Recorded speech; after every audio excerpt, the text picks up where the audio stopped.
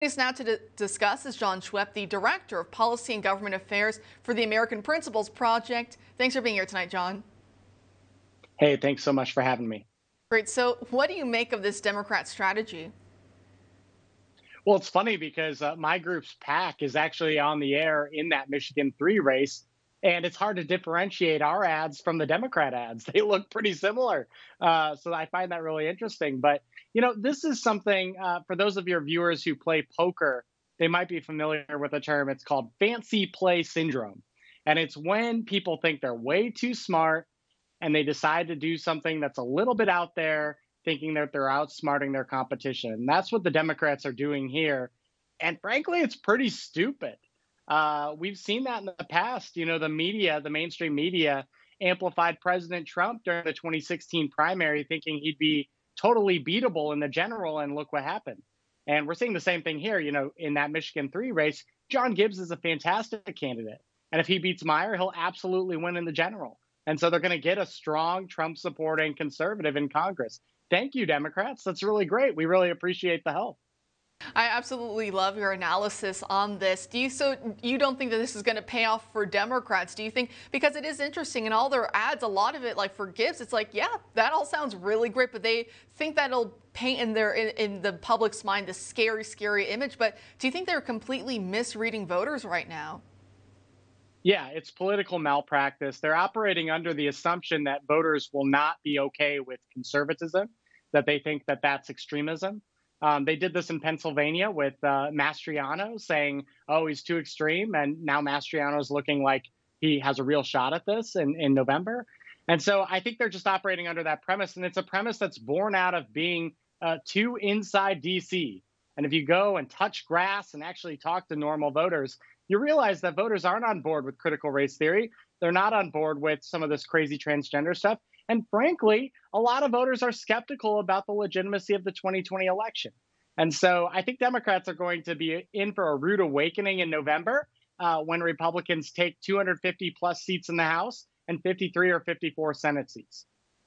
So election integrity, border security, Second Amendment right, patriotic education in schools, that apparently is scary right-wing talking points. I just think that's absolutely hilarious. And looking at Axios, they said one of the biggest spenders right now is actually the current Illinois Democrat governor, the incumbent running Pritzker.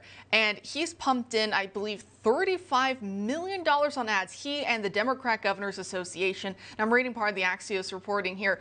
$35 million on ads, they report, attempting to influence the Republican gubernatorial primary over there in Illinois. They say that's more than any office is believed to have ever spent to meddle in another party's elections in a non-presidential race. And I'm just thinking, Democrats, these are the same people who 5 years, 6 years later can't get over a couple $1,000s, I think $100,000 in Russian Facebook ads. They said that destroyed our democracy, our sacred and hallowed laws and everything else that they were crying about for 5 or 6 years. But here they are, tens of millions of dollars to, even Axios said it, they're not exactly right wing, and they say that it's meddling in another party's elections. What do you make of that?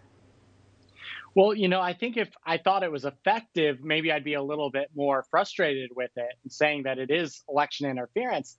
But the reality is they're promoting conservative candidates. And so you have there in Illinois, Bailey, who I think the Democrats think is totally unelectable, but, he's going to inspire voters downstate, and he's going to, win a lot of conservative votes and a lot of people who are independents who are frustrated with the direction that J.B. Pritzker has taken the state. So, I think it's one of those classic be careful what you wish for moments.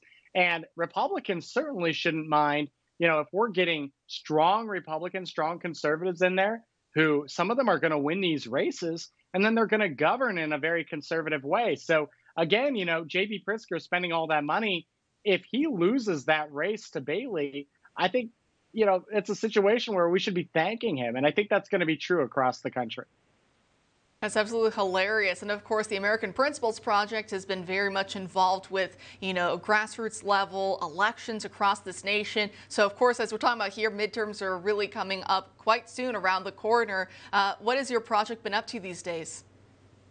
Well, we are getting involved in as many races as we can. We're holding the bad Republicans accountable when they deserve to be held accountable, and we're also going to make sure that we beat as many Democrats as possible in November. But I'm telling you, Kara, I'm really optimistic. I think that the American people are fed up with Joe Biden's radical left-wing agenda, and I think they're going to punish the Democrats big in November. And again, we're kind of anticipating a huge swing, Republicans taking the House and the Senate and possibly even taking, pretty large majorities.